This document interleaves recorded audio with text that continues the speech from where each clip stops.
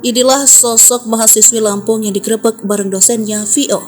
Mahasiswi berinisial VO ini langsung menjadi perbincangan publik setelah digerebek tengah bermesraan dengan seorang dosen. Kejadian memalukan itu terjadi di Lampung ketika VO dan dosen berinisial SHD digerebek warga saat tengah bermesraan di rumah di Kecamatan Sukarambi, Bandar Lampung pada Senin, 9 Oktober 2023 pukul 10 waktu Indonesia bagian Barat. Kasus ini menarik perhatian publik karena VO dan SHD menjalani hubungan terlarang di mana sang dosen sebenarnya telah memiliki istri dan anak. Selain itu, pasangan ini memiliki perbedaan usia yang cukup signifikan, yakni 9 tahun dengan VO berusia 22 tahun dan SHD berusia 31 tahun.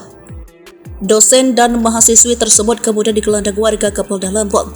Mengenai kasus oknum dosen dan mahasiswi tersebut, Kabid Humas Polda Lampung Kombespol Umi Fadila Astuti buka suara. Saat diperiksa, SHD dan VO mengaku sudah sebulan berpacaran dan beberapa kali melakukan hubungan suami istri. SHD sendiri rupanya sudah memiliki seorang istri.